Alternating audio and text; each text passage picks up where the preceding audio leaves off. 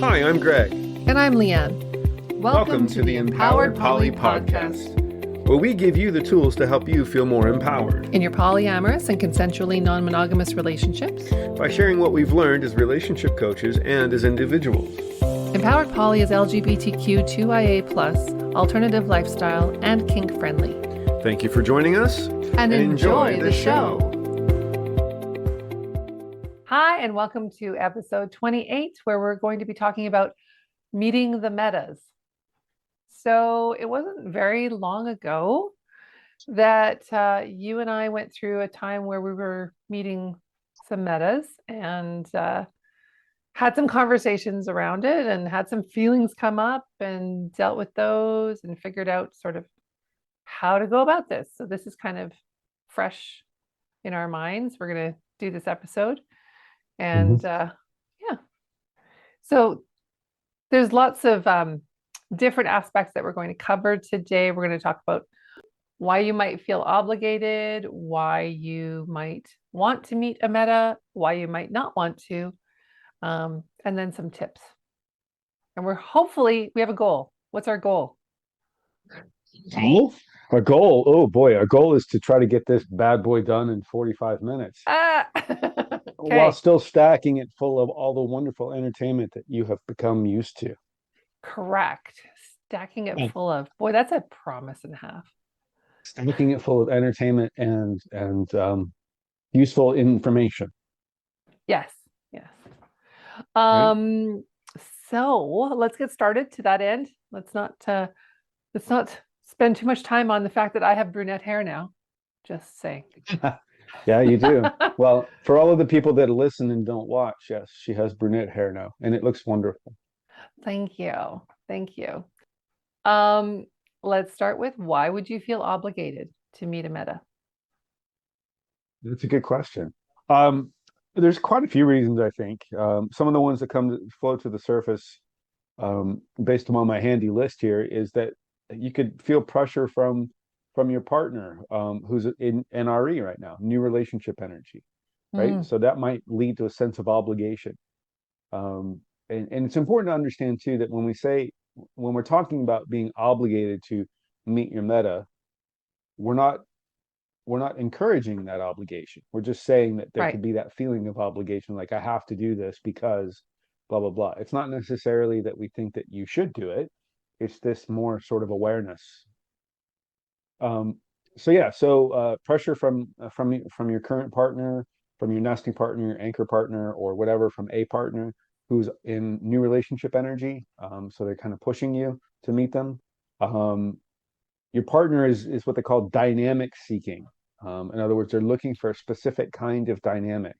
And whatever the kind of dynamic that might be, in most cases, well, not in most cases, in some cases, it could be what they call KTP, or kitchen table poly. And what that means is that it's everybody sort of gathers around the kitchen table, figuratively, of course, but everybody knows everybody. Everybody has some kind of a relationship with everyone else in the polycule. And so that could be one dynamic that a partner is seeking. And so then you feel obligated, of course, to meet all of their metas, or all of your metas, or all of their other partners, because of that. Yeah. So did I miss anything in there? It looks like you want to say something. We haven't defined what a meta is. Oh, good point. Yeah, meta. So a meta is your partner's partner. Right. And it's short for metamor, which is related to the term paramour that sometimes people use to describe a partner in a intimate relationship, and then a meta is their partner. So okay, yes. And you were talking about dynamic seeking. Yeah. So any more on that list? Yeah. So your partner wants their other partner or partners to be able to come over, and you kind of, if you're like me, then you don't really like having strangers in your home. So, you kind of feel obligated to have to meet them so that they're not so much of a stranger. There's not this nebulousness around who's in and out of your house. Yeah, so that's a big one for me personally. I don't like having strangers in my home. So it's kind of a necessity if that's something that you desire. Mhm. Um, Again, this is one of those ones that I don't necessarily agree with, but it does come up often in the work that we do. You may have an agreement about veto power. And so, for those of you that don't know what veto power is, it basically means that you or your partner have the right to veto anybody that they're seeing for any reason. So, you can basically say to your partner, I don't want you seeing this person. Mhm. So, you need to end that relationship. And yeah, so if that's your chosen agreement, that's fine. I don't encourage that, nor do I condone it. But you may have some level of that happening, and so then that leads to you feeling like you have to approve them. Though technically that's on you, but we won't get into that. The other thing that comes up too when we think about it is that it's this idea that there's only one way to poly. Mhm. And so that means that you have to meet your metas, right? Um, we practice what we call parallel poly, which is different than a don't ask, don't tell. So don't ask, don't tell is literally that. You don't ask any information of your partner, and they don't tell you any information of your partner. We Right. practice something called parallel poly, which means that we do have interactions with other partners or metas, but it's very limited. And it's not a requirement or a necessity in order for one of us to be in a relationship with someone else. So, as relationship autonomists, we believe in the autonomy of each individual relationship as well as the people in those relationships. So, if for some reason you or I'm dating somebody who isn't comfortable meeting you, well, then that's not a requirement for them, Mhm. right? It's not something that we require. It's not an obligation for us. But with certain kinds of dynamics, it is an obligation or it is a requirement. Like, for instance, if you're going to be doing KTP or whatever, right? Well, that's kind of difficult to do kitchen table poly if you're not meeting everybody, right? Mhm. Um, so ultimately, the point is that there is no right or wrong way to poly, um, as long as everybody's being transparent and open to the level of their capacity, Mhm. right? Um, this other one is kind of a bit like dynamic seeking as well, but your partner wants to be intimate with both of you at the same time. So again, that's another specific dynamic that they're looking for. Maybe they're looking for a triad kind of a dynamic, right?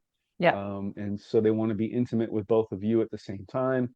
Well, that again, that's going to be kind of hard if you don't actually meet your meta, right? Right. Um, And just and to then note, you can have a triad, which is where everybody has a relationship where there's no sexual involvement or no intimacy between two or more partners. And you can have a triad where, that's part of your dynamic that you do have sexual intimacy altogether. And then you can have a triad where it's dyadic in terms of sexual intimacy. So and you mean dyadic in terms of sexual intimacy, meaning that what does that mean? two partners at a time will have intimacy together, but there'll never be a All time three. where you all are together. Right. That's what I mean. Right. And so but it is in all of those, if you're in a triad type situation, then it's very difficult not to meet your meta.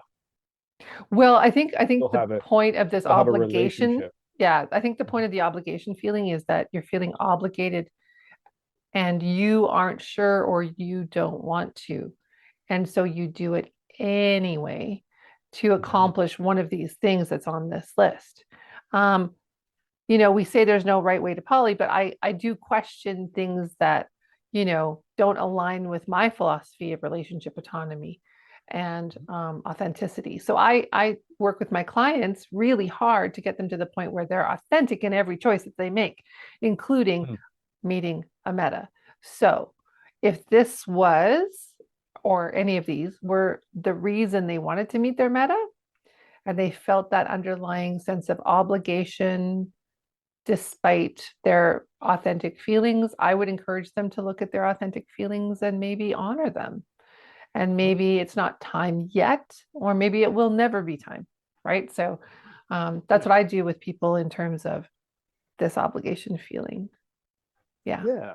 And you have And I more? think last one, yeah, there's one more that comes to mind too, actually, and that is this idea that you're getting pressure from other poly friends, or people in the community, whether that be your local community or the community at large online or whatever, right? Because we see a lot of that too. It's like, and it kind of Yeah. relates to there's no right or wrong way to poly, but in some people's minds there are right Yeah. ways to poly. And so you feel pressured by the online community, you feel pressured by your local community or whatever, right? And so you feel like you have to go and meet this person even though you don't want to. And actually, one other reason for feeling obligated might have just come up for me. Mhm. Um, and that is that let's say you're attending the same event, Oh, yeah. right? And so let's say your partner is taking your meta to an event that you plan on taking your other partner to, Hmm. and you guys haven't met yet. You might feel obligated to have to meet that person before that, or during, or while you're at that event. And Hmm. sure, I mean, it's probably going to happen, but just like you said earlier, just make sure that that's authentically the way you want to show up in that situation. Because if that's not what you want, if you're not ready to meet the meta in that environment, then Yeah. maybe don't go to the event. Or make some boundaries around that and agreements. Like, Mhm. my boundary is I really don't want to meet them at the event, right? If So you go you, off and do your thing, and I'll go off and do my thing, and yeah, yeah. If the person I'm there with wants to go and meet them, they can do that, right? But my boundary is I'm not going to spend the energy and take up time in my and brain space to deal with right. the emotions that I might have while I'm trying to enjoy an event, right? I have a client who went through this actually, and they were all traveling to the same event, and so they were her and her partner were spending time in a hotel together, but he brought his other romantic interest. I don't even think that they had been intimate yet, and kind of, you know, made the meeting happen, and it Forced it didn't on go her, well. forced it on the partner. Yeah, Yeah, yeah, yeah. So yeah, I guess when you're feeling obligated, another way to look at it is you're feeling forced to meet the yeah, meta. And so I would encourage anybody listening or watching this to just get curious about those feelings. Understand that you are not obligated to do this in hmm, any way, shape, or form until or if such time as you're ready, right? right, You may never be ready, as you pointed out earlier, and that's fine. That's fine, right? So you negotiate an agreement around that with your current partner. Hey, look, don't put me in positions where, or I don't want to be in a position where I feel forced to have to meet your other partners. I'm not yeah, comfortable with that. So just know that if there are events taking place or whatever, I will be making decisions accordingly. yeah. Right. Right. And also too, you can be in a KTP arrangement with certain partners and your metas, and not other metas or not Mm, other partners. mhm. So never make the assumption that just because somebody enjoys KTP with maybe their nesting partner and a meta, that they would necessarily enjoy that with you and your meta as well, because everyone is different, everyone is unique. And we're not Right. trying to, you know, put two pieces of a puzzle together that don't fit, right? There's lots of reasons why the people that are in our lives are different. They bring different things to the table, and they have different energies and opinions and views, and Mhm. right. So yeah, let's not create a situation where somebody's feeling forced, pressured, or obligated, and you know they're it doesn't go well, right? We want it to go well is the point. Right. We want it to go well if it's going to We happen. want we want what you ultimately strive for is to be authentic and as comfortable or uncomfortable as you're willing to be. So it's that Yes. that consent piece, right? It's that piece of, look, I am authentically consenting to this experience. And if you're feeling forced or obligated to do so, then you're not authentically consenting to the experience. Well, okay, hang on. You could authentically consent if you were curious, but you're That's not why sure and there's conditions. So that's what have I an mean. escape That's plan. why, sorry.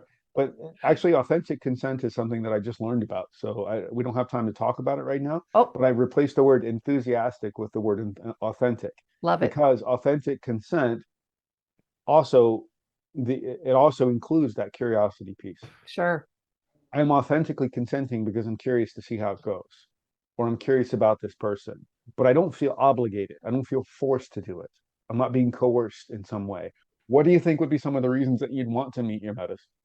Yeah. Well, I know that for some of the people that I've worked with and for myself, there's a sense of, trying to have a semblance of information or control over the situation. It doesn't have to be control necessarily, but definitely that information piece. You know, it might even be part of an agreement that you have with your partner that they only spend time or invite new people into their lives if you've approved of them. Kind of like that veto that you were just talking about, where it's, an agreement that they've come to where this is how it's going to work. And I'm not comfortable unless I meet these people before you begin a relationship with them, or at the newest point of beginning a relationship with them, so that I know that they're an okay person. Um, that could be for personal reasons, mental health reasons. There's 1,000 reasons why somebody might feel that way and feel the need for that. We don't have that, but I do know people who do.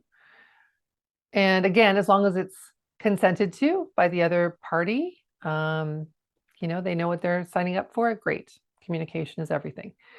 The other thing that might come up for people is they have kids, right? So if they're going to be around, maybe, their partner wants to do something with their other partner and your shared children, you want to know that they're an okay person too, like sometimes it's a energy thing. You want to get into their energy and see if the vibe fits. You feel a positive vibe from them, that kind of thing. Um, I have a question about that one. yeah. I wonder if there's some element of obligation in that. Well, I guess obligation to your children in some way. I've not really been in that position, so I I don't know what that would feel like, but that's what I would think, right? I have been in that position, and it did feel on some level obligatory. Yeah. Yeah, and it was interesting because when you were talking, it kind of relates back to why would you feel obligated? I would think that for the sake of your kids, you would feel I did anyway. I felt some level of obligation, not to Mm, vet necessarily, but to certainly know who yeah. they were Yeah. who they were hanging out with and being around and all of that stuff, right? Yeah. Yeah. And people get very um I guess threatened or defensive about having their baby mama or their baby daddy want to meet their uh partners for this purpose, kind of checking them out. I understand that too, right? Don't you trust my judgment kind of Mhm. discussion. Yep. Um, I think that there's room for that in this somewhere, but I'm not sure how that would fit in. I feel kind of like that partner that I share children with has as much right to make boundaries around who meets our kids as I do. You know what I mean? And Hmm. so that could be, whether they spend time with a certain sitter. I don't see it as much different, you know, Hmm. especially if there's going to be any alone time or the potential of it. Um, yeah, I think there's Yeah. just an opportunity to get to know them, like you said, would go a long way probably to helping someone feel more comfortable with that. Hmm. Yep. The other reasons are like your partner has been in a relationship with them for quite a long time, whatever long means to you, and they're becoming, integral to their lives, and that brings up some genuine curiosity about them and Hmm. wanting to be part of that or know them or have a connection if it's possible. Sometimes you have these meetings and it doesn't turn out that you have much in common or want to hang out with them, but you've had the meeting, right? And so that feels sometimes a little bit more connecting anyway, even if you're not going to continue on and have a full-fledged friendship or other type of connection. Um, Maybe you're the one, right, who wants KTP or Hmm. something like KTP that maybe shows up as the garden party variety. I've heard Hmm. that term recently. I really like it.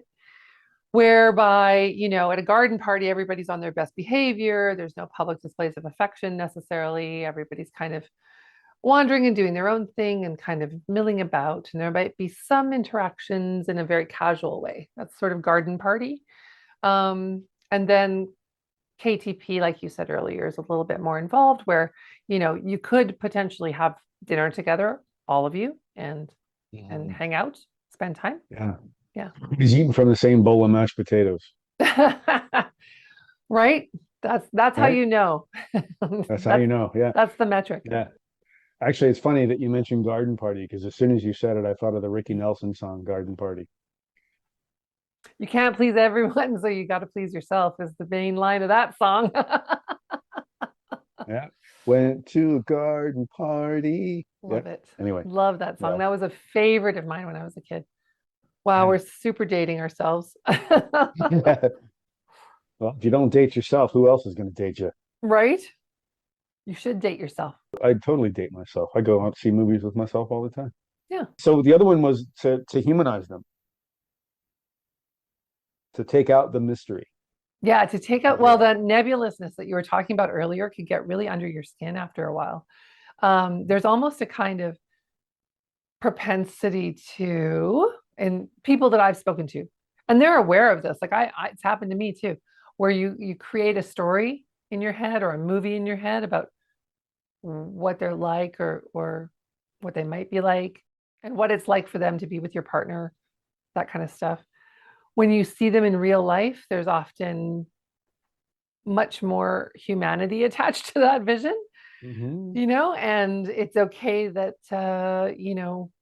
they're just, living, breathing, not sort of avatar-like. Yeah. Right?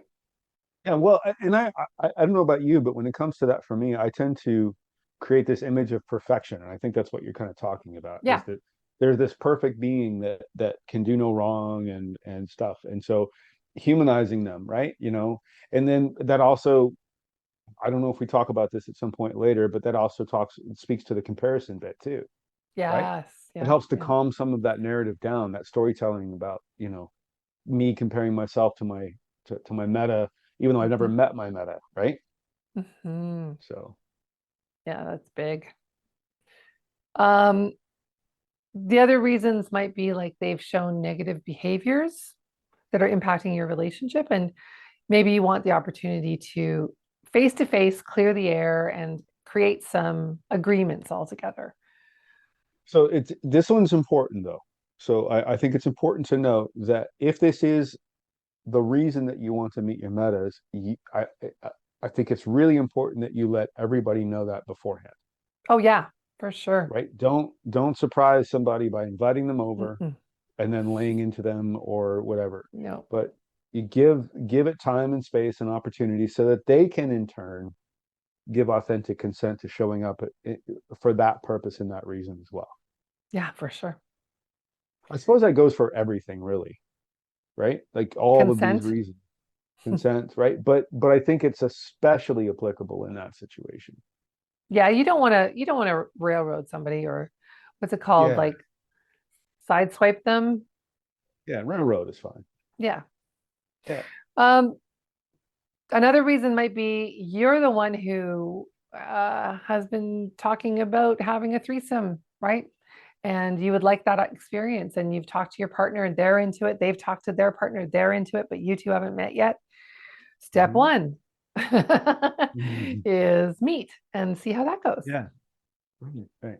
And it's important too that it's not just threesomes, but it's foursomes and moresomes, right? It doesn't Yes. matter what the configuration of the number of people involved is if that's something that you want, then obviously that's going to be a reason to want to meet the other people involved. You might want some dedicated time to each person in that case, so that it's not like we're all meeting at once, because that could be a bit overwhelming, and you might not get the kind of impression of somebody that you actually want. You want to see, how they are with you, but you're kind of observing them with other people a lot.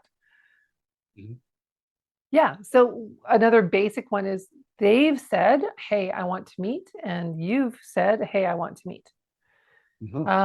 Sometimes it doesn't always happen at the same time, right? One person says, I'm open to meeting. And so the hinge partner says to their other partner, they're open to meeting. Are you? And they say, actually, I'm not.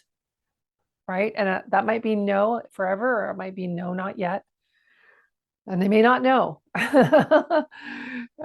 It could be a no one week and a yes the next. Like it really depends on what's going on for them. So, honoring that no and going back to the person who's open and saying they're not ready, or that they have no intention of meeting at this time, right? Gives them the opportunity to kind of, okay, let it go a little bit, like it's not a situation of them coming to the hinge each week and going, I'm ready to meet. Are they ready to meet? You know? Mhm. So advice to you, if you're doing that, maybe back off, like honor the no. When somebody isn't consenting, we want Mhm. that. We want them to show up authentically and say what they're really feeling. And so we don't want to keep pushing, because again, we can become the pressure that creates the obligation. And then you have an inauthentic kind of meeting, and that's not good. Um, Wait, before you go on, there's yeah. one other thing I want to add to that too. So I'm trying to figure out how to explain this in my head. So let's say you're the hinge, Mhm. right? In a V, just as an example. So you're the hinge, and one partner expresses interest in meeting the other partner, but the other partner, so partner A and B, we'll just say Alice Okay. and Betsy, right? So Betsy says, "Yeah, I want to meet Alice," and Alice says, "I'm not ready to meet Betsy." Okay, Mhm. but I'll let you know when or if I am. So don't move forward on the assumption that Betsy is still willing to meet Alice when Alice opens up to meet. You need to check back in with Betsy and say, "Hey, Alice is open to meeting now. Are you still open to that?" Right. Yeah. No Right? So assumptions. don't make the assumption that in this case Betsy is still open to meeting Alice, because it might be a week, it might be 6 months down the road, and things might have changed for Betsy. Right. Yeah. Yeah. Good point. So, yeah. Um, and the last one is something that I have both offered and done for people and asked for from a partner. So, as someone who is involved with someone who's married, when that relationship began, I asked to meet my meta or have some indication that they're on board. And so that didn't have to necessarily be a meeting. It was in this case, but it, yeah, could have been a text. It could have been a phone call. It could have been a video, with them saying, "Hey, Leanne, yeah, I know everything. And, we're all okay. I'm Polly. And thanks for checking in." Right. Mhm. So you don't actually have to create a meeting for that purpose. But it is really helpful for people to just get that clarity so that they know that the nesting partner or the person with shared children or the spouse or the long-term partner, they're all good, right? So you might have to do Mhm. this with a few people, um, if you want, right? You don't have to. I use the wrong words. You might want to do this with a few people. So if your partner has other people in their lives, it's maybe a good idea to check. And, when I did this originally, the person I said it to initially had a defensive reaction, which I understand. And he said, "You don't trust me?" And I said, "I've known you for 3 weeks." Nope. I don't know enough about you, right? Mhm. So he said, "Good point." And I had a great conversation with his wife. Mhm. Yeah. It's interesting to me because you and I have talked about this bit a few times, and I've had some resistance to it. Um, and I also what it did was it allowed me to open up and take a look at my privilege where this is concerned. And Mm, what I mean by that is that I don't always have the best sense of what it's like for femme presenting folks in the world of poly and experiences, right? And in fact, I'll never understand what that experience is like because I'm a cis male. But it's interesting to me because once you pointed out that it's like it's a safety thing, right? It's like mm, how do I know you're not lying to me? And I'm like, well, why would they? But then you point out that not everybody, but there are a lot of people out there, human beings out there in the world who are not transparent about their relationships and they're looking for things that aren't necessarily ethical or in alignment with your values, Right. right? Right. And so I was like, oh, right, okay, yeah. And then the privilege piece comes into play because I actually literally do this all the time is when I get asked that question, because I get asked that question occasionally. So is your wife on board with all of this? Does she know about all of this? Blah, blah, blah. I just send them my link tree. And what does So that give that's them? well, that gives them all of my public information, which is I'm very open, right? And of course, there's the podcast, there's the YouTube, there's the my Instagram, my Facebook, all of the Hmm. Empowered Now community stuff that we do. And no, this is not a shameless plug, but it kind of is. But it's all it's all of that. The fact that I'm a poly relationship coach, like I'm as open as you can get. And so Hmm. there's an element of privilege in there for me, right? Because I Yeah. literally send that to somebody and they come back with, oh, okay, yeah, she's definitely on board, right? Like, but so I don't have to necessarily jump through those same hoops to Hmm. get that level of confidence from other people that I'm being transparent and I'm open about it, Yeah. right? Yeah. Whereas there might be other people in the world who aren't open, who aren't able to be open about their poly.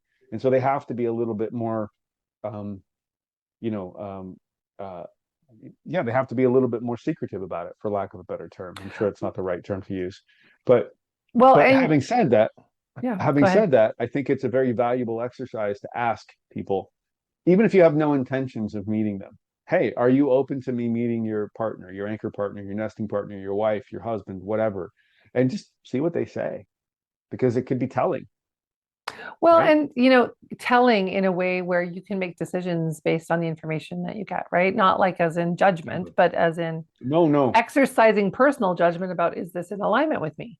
And one of the reasons why somebody might not want to meet you is don't ask, don't tell, right? Well, we're not Mhm. we're not on that page yet, but but we're Well, getting there.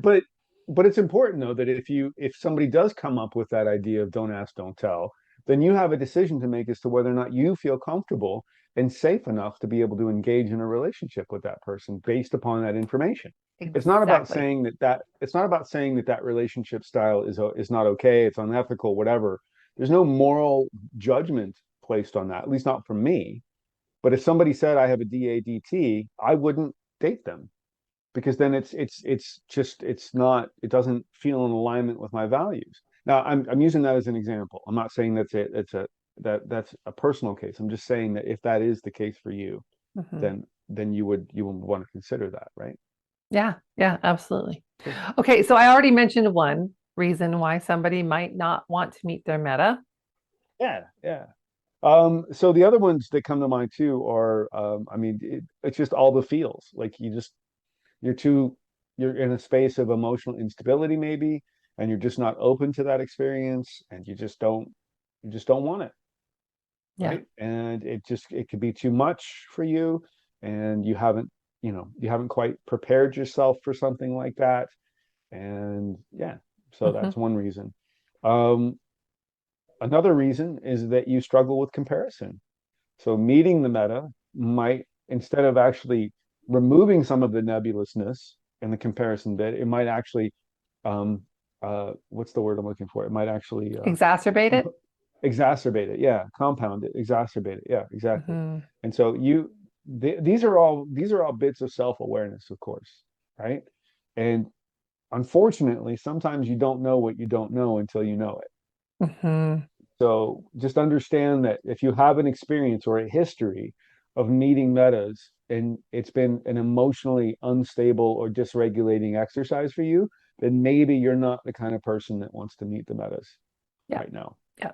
right? So that's possible and that's perfectly okay. Perfectly fine and perfectly okay. And then you state a boundary and you negotiate an agreement around that.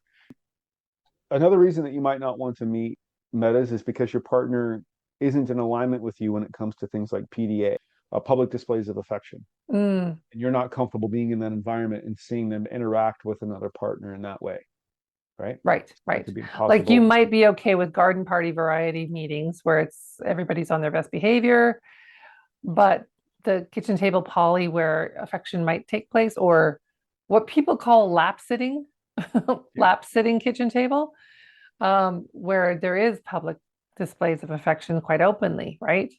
there's that continuum, and you have to figure out where is your comfort zone on that continuum and start Mhm. from there. And then you can kind of, if you want to, if you're, motivated to, you can kind of like play on the edges of that, but make requests and advocate for your needs. Sorry, I'm in the next section already. Oh, that's okay. That's We're good. We'll back. bounce around. We're back We'll to bounce around. what are the things That's all right. that might motivate you to not want to meet them?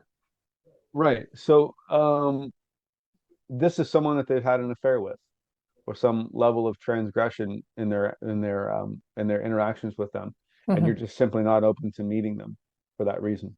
Hmm. It's important to note that as we go through these, every one of these is valid. Yeah. Okay. This isn't a judgment. We're not here judging people for the reasons that they want or don't want to meet people. All of No. these are valid, 100%. Yeah. And I've had clients who have been in this situation who are just like, I'm not doing it. I don't have any obligation to meet her or them. Right. Right. Right. So Yep. yeah, not gonna. Mhm. Right. Another one is that they the meta has said that they're not sure if they want to meet you, Mhm. or they've said outright that they have no interest in or need or requirement to meet you. So that might be a reason that you don't want to meet them as well, right? You don't want to force them into a position of being obligated to have to meet you, Or that surprise situation where or that you have surprise the situation. agenda of I want to meet you, And, even and though and you don't want exactly, to. and that goes back up to the veto power, and we haven't talked about it in this, but it's also a level of couple privilege, right? Oh yeah, can be. Right, and so right, so just be aware that maybe one of the reasons that you needn't meet your meta is because they're not willing to do it.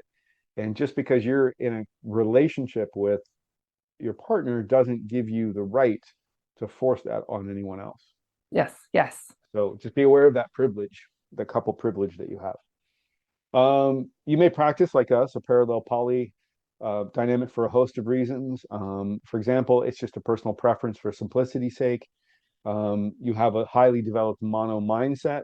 You might have a chronic illness or condition or other circumstances, mental or otherwise, like maybe working multiple jobs, or just you have a lot of shit on your plate Yeah. and it's just too much for you to be able to manage, right?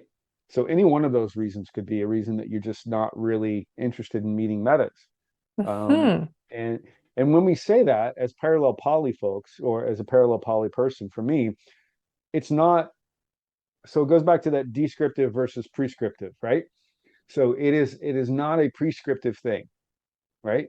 Because there will more than likely come a time in every one of your relationships where I'm going to be open to meeting them if you're with them for a long enough period of time, because then they become a valuable part of your life, Hmm. and that matters to me, and then that means that I want to acknowledge that part of your life, Right, right? right.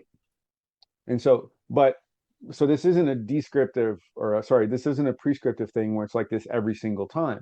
So maybe you find yourself right now in a space of overwhelm because you've got too much on your plate, whether it be through work or family or kids or obligations or responsibilities. But maybe 6 months from now you don't. Yeah. Maybe some of that is settled, and you find yourself in a place where you do. Now you're willing to meet a meta. That's Yeah. okay too, right? And I think that goes for everything here. This is all organic, right? And the beautiful thing Mm. about non-monogamy as an umbrella is that we can create these relationships any way we want to, in any form and fashion that we want to. There are no prescribed notions of how we can do this, right? Because we're eschewing the cultural norms and the cultural traditions and and all of the framework that we've been given, Hmm. right? And so part of that is that we can ebb and flow, we can be organic with this, right? Yeah. Love that. Um, I love that so much. yeah, thank you. So Hmm. there's another reason is there's been behaviors that you've been privy to that contribute to the idea that perhaps they're not your type of person. Now, this is a bit tricky, right? Because are you privy to that information with their knowledge? Just be careful with that, right? Be Mm. careful with what you're sharing with partners, and making sure that you're getting consent and all of that Hmm. stuff, right? So just it's a bit of a tricky spot, but just be aware of it and acknowledge it and understand. right? You have something you want to add? Yeah, there might be times where the behavior is impacting your relationship and that's what you see. Like for example, I have a client who had a partner who would often be too drunk to drive home and Hmm. would call for a ride, Yep. right? And that started to impact time that they were sharing with their partner, because this other woman would need a ride and her hinge would go. Um, that kind of problematic behavior needs to be addressed with the hinge, the shared partner first, but Hmm. also can be addressed by putting in boundaries, right? Boundaries around, you know, if our date is interrupted by her needing your attention and you give it to her, I won't be in a relationship with you, right? Or Some people, I'll end the date and I won't go out on a date with you again. yeah, or I'll go home, I'll like go home. maybe it Yeah. was a situation of, wait here while I go pick them up and get them home and I'll be right back kind of thing, right? Like, no, I'm not doing that. Hmm. Um, so I mean, there's levels of decision making around that behavior. One of the things that might be put in place is that you don't want to meet them, right? Right. Um, Another so example of that too that comes up quite often in the work that we do is partners texting other partners or metas texting your partner while you're having intentional time, right? And so that might mhm. be, like the your partner has said to his other partner, your meta, look, I'm going to be offline for a while, so um, Have a good don't wait night. for me. Have a good night, right? Exactly. But they continue to text, right? And Mhm. your partner continues to be like, okay, I need to respond to this, right? And that's a whole other Oprah, I suppose, now that I think about it. But it's still problematic behavior, I think, that needs to be addressed. Yeah. Uh, and it's probably a hinge issue or a direct partner issue as opposed to a meta issue. But it could also inform your impression of the meta, Yes. right? And that's where I was going with that. Save that one. It can inform your impression of the meta in that your meta doesn't know how to honor boundaries, Mhm. Mhm. right? And so Yeah. that could be another reason why you just simply don't want to meet them. Yeah. Yeah. So circle that bad boy around, hey. Whew. And then last but maybe potentially last but not least is that you just ain't feeling it. It's like, I just don't want to do it. It just doesn't matter to me. It's Right. just not a priority for me, right? I know Yeah. lots of people who do non-monogamy that way. They Yeah. have very little, if any, interaction with metas, and they just don't feel the need to do that. They feel like they're engaging with the person that's their partner, and everything else is their partners to manage, and Yeah. and they take no interest or need in doing that. So yeah, you just ain't feeling it. Which is totally fair too. For sure. Okay, so let's do our tips then. Yeah, tips, Tips. Yay. tips. Shall we alternate Um, these? Let's alternate. Well, sure. And some of them I think we've already kind of covered a bit, but we'll reiterate them. I'll go first with the first one because we did actually kind of cover this one already. Okay. But never surprise your partner with meeting a meta. Mhm. Just just don't do it. Just give your partner the heads up, right? So that they can make an informed decision as to whether or not they want to engage. Your meta, you mean, not your partner. Yes. Well, Yes. give everybody a heads up. Everybody. Well, it's All the not even people. giving them a heads up. I'm going to be there at this thing. They should know that. Um, yeah, that's the heads up. But if you're planning a surprise, yeah, it's not a heads up. Don't plan the surprise. Yeah, so don't surprise your partner. Also, I think something else about this too, as far as tips goes, and I don't know how to explain this, but I'm going to do my best. So bear with me. So we're going Okay. to go back to Alice and Betsy. Okay. Yeah. So let's say you're in a relationship with Betsy and with Alice, and you're the hinge. You and Betsy decide that you're going to be going to a party, and you guys are the anchor partners, let's say, right? And you Hmm. decide you're going to a party that you, as the hinge, know that Alice is going to be at. Mm, okay. It's a good idea to give Betsy a heads up that Alice is going to be there. or that you at least think that Alice is going to be there. Exactly. And even that information before any tickets are bought or before any commitments or sitters or right. And I know that there are some people out there who might disagree with that, and that's fine, right? Mhm. Because you're not responsible for what Alice does, and Alice can go where she wants and do what she wants and who she wants and all of that other stuff, right? But I think that if you have information that could impact Betsy's decision to want to go to this party and be in this environment with you, I think personally, as a compassionate partner, I would want Betsy to know that. Yeah. And even if Alice doesn't show up, then Alice doesn't show up. That's fine too. Yeah. But at But least you're giving Betsy all of the information that you put it have on the or are table. aware of, Yeah. Put it on right? the table It's and not say, like, yeah, she could be because there. Might be like, yeah, okay, whatever. I don't care. It's fine. You know, Hmm. it's a public event. Who cares, right? But Betsy might also be like, hey, look, I think I'm having some boundaries come up around this. Can we, if Alice does show up, or it might be an opportunity to have a larger conversation about these types of situations where, hey, look, Hmm. for the time being, if I find myself in the same space as Alice and you, this is what I need. This is what I'm going to do. Hmm. Right. Yeah. So that kind of thing. Okay. Very helpful. Yeah. And then the next one is if you're going to meet, make sure that you have the conversations that you need to with your partner around your needs, your hopes, your fears, your expectations of the meeting, how long it will last, where it will take place, kind of have a plan. Even if the plan is altered slightly, having a plan is very reassuring and can alleviate a lot of the nervous tension around something happening, that comes up for people when metas are met. Often because they want to impress them or because they feel threatened by them, right? Like it's it's those two kinds of emotions that come up. So Mhm. yeah. Yeah, I think along those lines too, it's important to defer to the least comfortable person in the room, where things like PDA and verbal affection are concerned. Um, Yes. right? And so again, there's some controversy around this in the Yeah. community because some people agree with it, some people don't.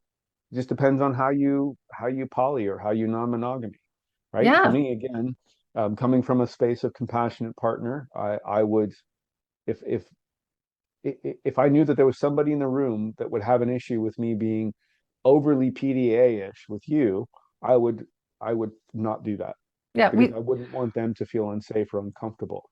Now, The, having said that, I also want to give them the autonomy in the space to be able to manage their feelings the way they feel they need to. But for me, my alignment says, right? Mhm. My alignment says that that's how I want to show up. It's not because I'm doing it necessarily because they've asked me to or they forced me to or whatever. It's because it's how I want to show up in the world. And if you are doing that, let the partner that you're with that's going to impact know as well. Yeah. Yeah. So they don't walk into the room expecting a hug and a kiss from you and don't get one and feel rejected or put off somehow. Um, yeah. Is Good there anything you points. wanted to add to that? You look like you were kind of spinning around about something. Yeah, I forgot. It's all good. It's all good. All right. So when you're meeting, environment can have a part in this as well. Again, defer to the person who's least comfortable. So if you know that somebody has an issue with a lot of loud sounds or music as distracting or like me, um, maybe don't meet in a very loud environment. Some people like to meet in a private space. Some people like to meet in a public space. It really depends on, your group and what everybody needs. Doing a shared activity might be good, so that there's a focal point. Like you were meeting a meta, and I said I didn't plan anything snacks wise, and you said, why not? Because remember? Mhm. And uh and it was kind of interesting because when I spoke to my other partner, his reaction was kind of the same. Like let's have a focal point, which is the food. something else for our eyes to land on and for, Hands, our us to talk eyes. about. Yeah, exactly. Yeah. Yeah. Um, you don't have to Praise go you as about. hardcore as I do, where it's like, no, we're just going to sit and stare at each other. That's how I like it. It's not that's funny because it's true.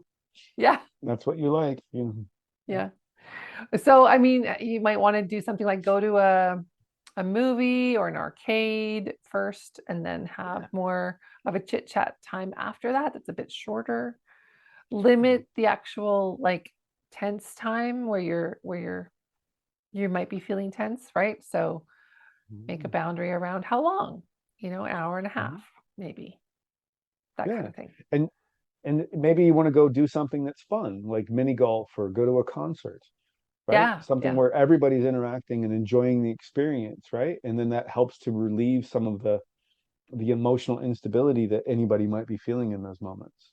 Well, yes, although I have I have a client who did that concert experience in a meeting the meta situation, and the one partner did not like the music, and so it was really kind of a Wow. Yeah, you got to challenging make sure that moment everybody for likes all the of them. music. Yeah.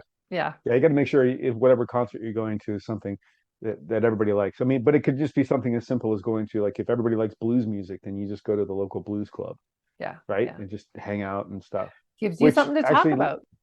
right, which actually leads me to something else. I'll talk about it now, even though it's later on the list, is try to minimize if you are doing that kind of an activity where there's the potential for alcohol to be involved, you might want to try to minimize your consumption. Mhm. Just know your limits, right? Because you could find yourself in a position where you're saying or doing things that you might later regret, right? Yeah, And so yeah. just Drugs and alcohol, right? yeah, Like drugs and alcohol. Just be mindful of that, you right? want to show up fairly normal, as Yeah. normal as you can be, Right. right? Right. Yeah. Okay. What's Um, next? so think about how they may also be very nervous. You mentioned earlier about having recently met a meta. For me, in my experience, that was one of the things that was kind of interesting for me was is that I felt nervous, but I wasn't really giving thought to how they felt. Hmm. And so once I was able to step into their shoes or at least empathize with their situation, it was definitely a little bit, it was certainly helpful for me. So yeah, just understand that the meta that you're meeting possibly is nervous as well. Um, and do your best to put your best foot forward and to put them Hmm. at ease, right? Again, that compassionate partner bit. And it also takes the focus off of your own nerves too. Yeah, So, yeah. Um, I'm going to skip this one because we already talked about it. Find something that you want to share with them about yourself so that they can get to know you a little bit, and something that you enjoy. Maybe it's your work, a hobby, a collection, or a craft that you do, or something you've built, or even just music that you like, right? Like anything that is sort of interesting about you, not to put pressure on you to think of something interesting about you, but to give to give something an that you enjoy, opportunity. Yeah, yeah, something you enjoy or you're passionate about, yeah. right? Even if it's like I love my morning walks, or whatever, right? Just so that they get to know you a little bit, and then also, you can you can ask questions about them personally, but don't try to mine for gold. Like don't try to look for information about your partner's relationship with them. Mm-hmm. Remember that Yeah, that's privacy is a thing, yeah, right? If yeah, there's that's a something that's sticky been niggling situation. at you, like my partner mentioned this, like that you have this job or whatever, how are you guys finding time to get together given your schedule? uh, Something like that, that's rather, innocuous is okay, but I don't know. I think I would just focus on them, and what do you have in common with them, or what do you want to Hmm. learn about them? Um, It doesn't involve intimate details about your partner's relationship with them. yeah, but I mean, it's okay to clarify. I think things like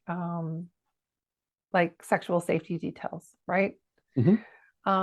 Because that's that kind of conversation people are shy about having anyway, and so we want to kind of encourage that and say it's okay to talk about. Hmm. Um, yeah, and we have a podcast that we just did on that very topic. So if you'd like to see Mhm. more, go to episode 27. Um, Mhm.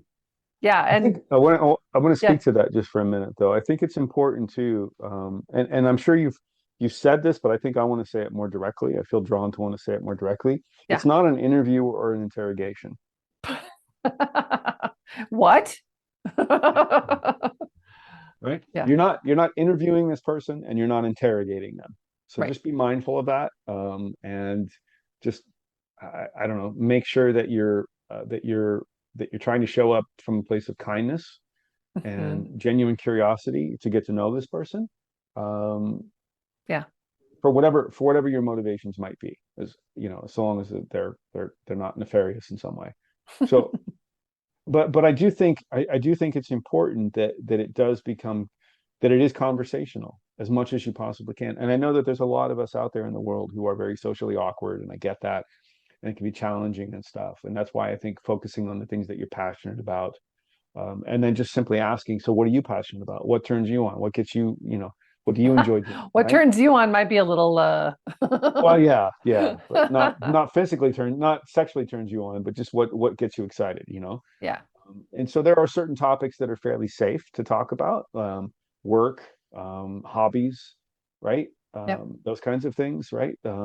Physical activities, um, asking somebody what the last thing they did that they really enjoyed, um, in a non-sexual way.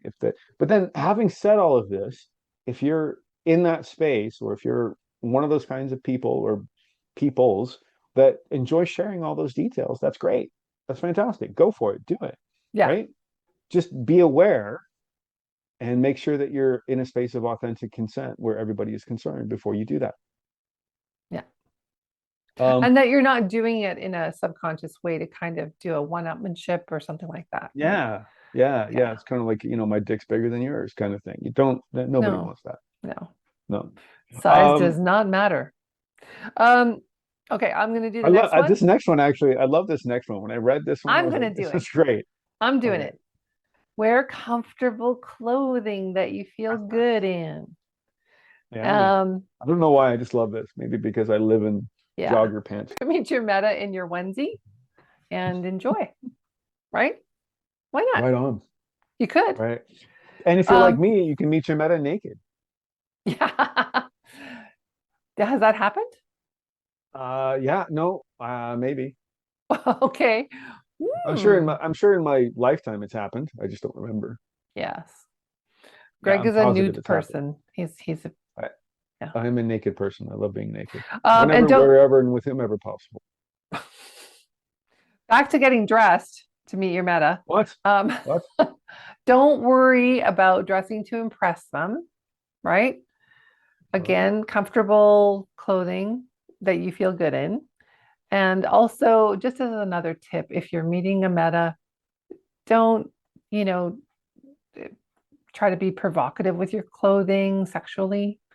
Um, that can introduce sort of a like a kind of emotional response that you don't want to have happen, right? You Unless want that's how you show up in the world normally.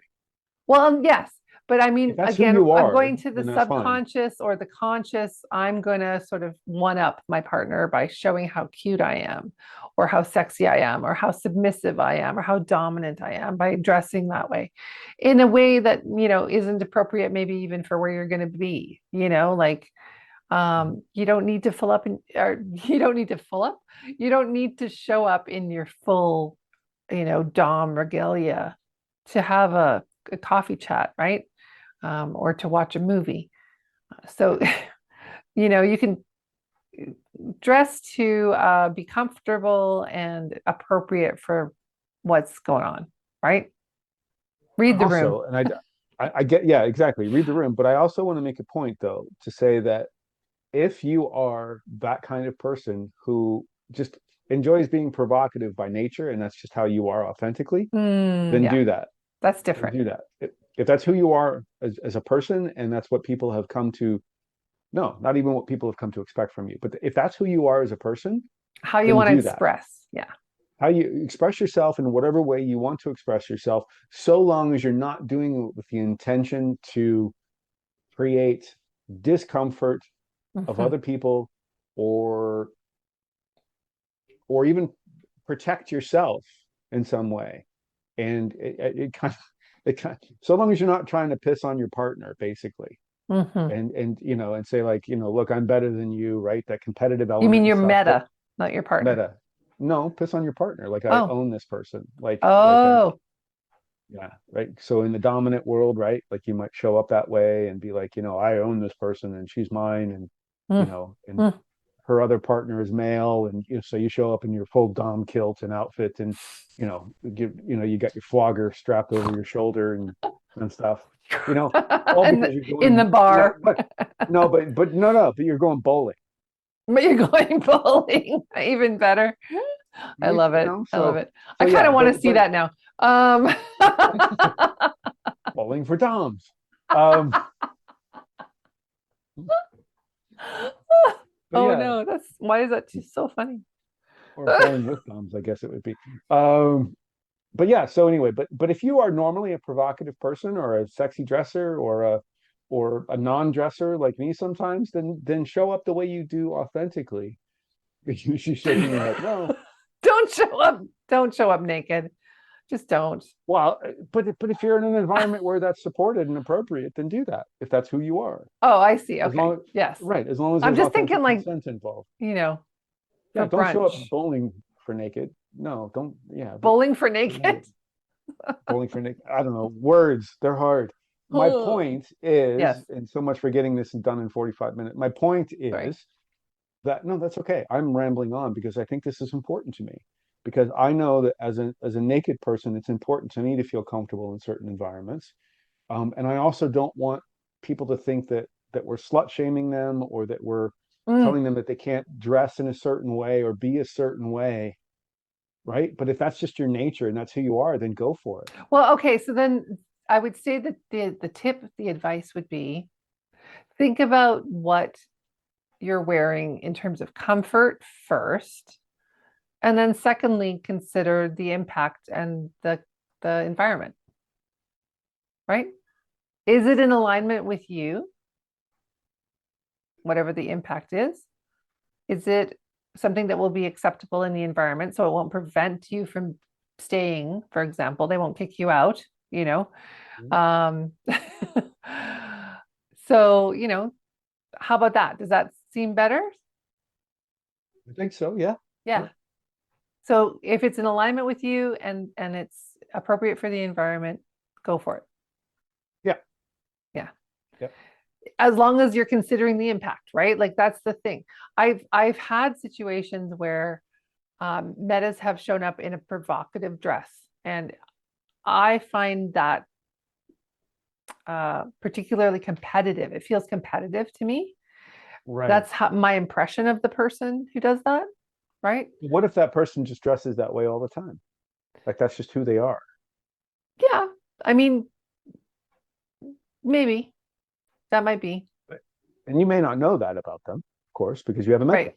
Right. But if that's just who they are and that's just the way they show up in the world, then Yeah. Well, I mean, they're not doing it. I would They still consider the impact. Like, for example, I consider the impact of my dress wherever I go. So if I show up to see my mom, I'm probably gonna dress differently than I show up to go to on a date or go out to a adult Sure. club, right? Those are all Mhm. different ways of expressing myself in different appropriate, I think, ways of dressing, right? Like for the people that are going to be there. So, in alignment with my values, it is important for me to take the impact of my dress into consideration on others. And I don't particularly want other people to feel uncomfortable. That's Sure. never really been my goal. It's not, I'm not a provocative person that way. I can be provocative with ideas more than that because I don't know. When I like I keep coming back to my mom, but I know that that's, kind of an extreme example. But still, like I still consider where am I going to be and who am I going to be with and what is the vibe, right? Hmm. Some people don't give a fuck, right? And that's their Right. personality and that's how they walk through the world. That gives me information too, though, right? So if someone's showing up with a don't give a fuck attitude to style of dress upon meeting me, I get to make informed choices based on that about whether they're my kind of person. Do you know what I mean? Right. Exactly. Is that someone that I have enough in common with on other levels that that might not bother me, or is that going to kind of always feel um, unnecessarily provocative because I don't do that, right? Right. Right. Yep. Yeah. Yep.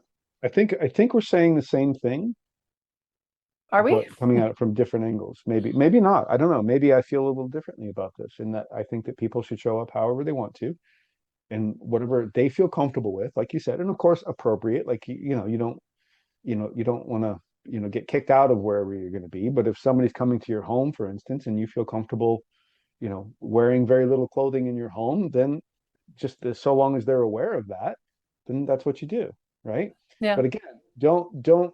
I guess the key for me is that don't make it a competitive thing. Yeah. Don't try to be competitive about it. Don't try to do it to make a point. Don't try to do it to be Hurt someone. just for hurt someone, or just for the sake of being provocative, Mhm. right?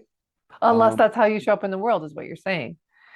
If Sure, you're that provocative person and you want to stir the pot, it's fine, but understand that the there pot are will be people that will, stirred. right? You know? But understand that there are people out there in the world who will take that a certain way, like you said, right? But Mm. I guess all I'm saying is that I want people to feel authentic in the way that they show up, but also I want people to take into consideration the impact of how they show up on others. And so wherever you're at in that, and however you feel about that, Yeah. and whatever that might look like. Yeah. Like, even I'll use an example, even as a naked person, I would never invite someone into my home fully naked who I'd never met before, if they weren't aware that I was a naked person Right. And we're and they talking didn't about consent. meeting the metas, right? So we're talking about a first meeting. Exactly. So yeah. So anyway, just want you to know that if you're out there and you're hearing this, then yeah, that's I think that's where we're at with that. So anyway, let's move on. Okay. I think Hopefully that's we've made the everything point. we've got. I think so. Well, actually, we had one last thing, which was that just think of it as if you're meeting a new friend, a new potential friend, Mm. right? Hmm. Just get curious, right? Just ask questions, get to know them, right? Yeah. There's no pressure here. You don't have to like them. You don't have to not like them, right? You You don't don't have to even have a have to have a relationship with them. yeah, You I was don't going to have say, to you don't have even have to sex have a with them. relationship with them.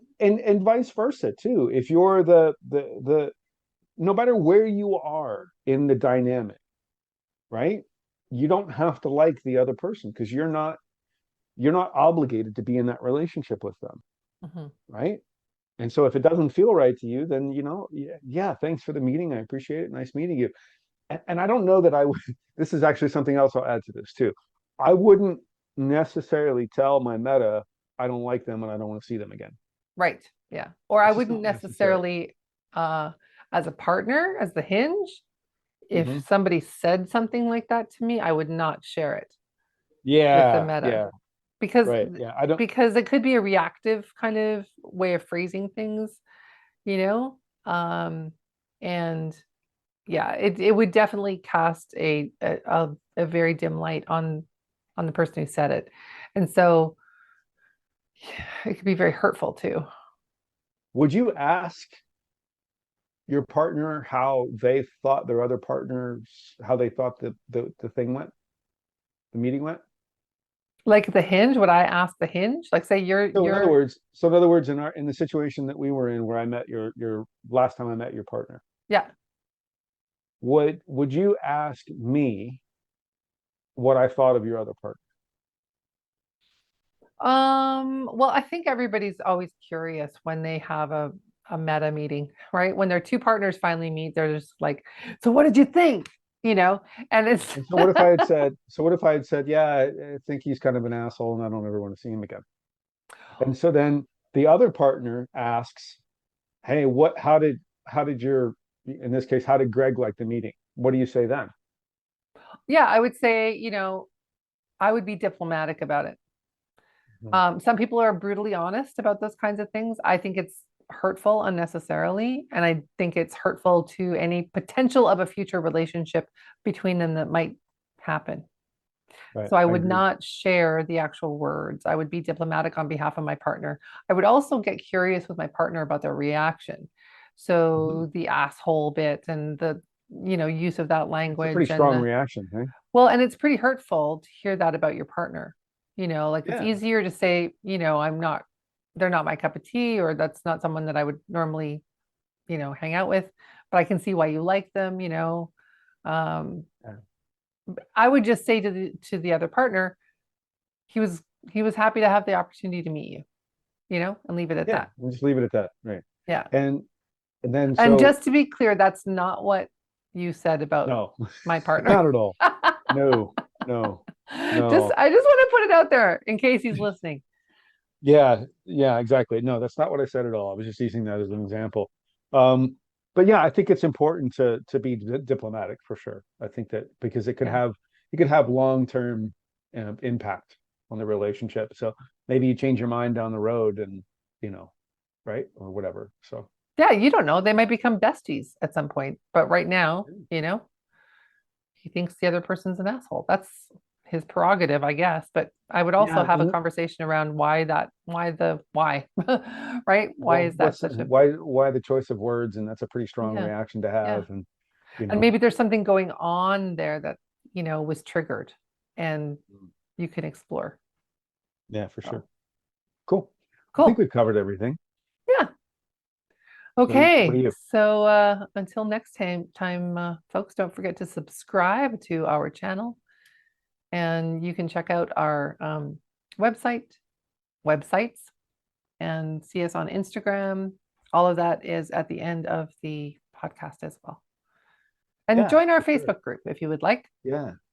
And please share It's these called Empowered podcasts. Empowered Poly. Yeah.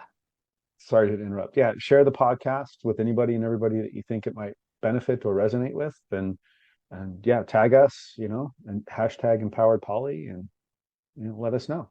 Yeah. We are always open to feedback and other ideas as well. All right. Absolutely. And And with with that, that, and remember, choose love. and keep it kind. We'd love to hear your comments, questions, or topic suggestions, and don't forget to subscribe. And you're invited to join our Facebook group, Empowered Poly Relationship Support and Advice. You can reach out to us on our websites at gregmillion.com and at leannemillion.com or follow us on Instagram at @thegregmillion and at leannemillion.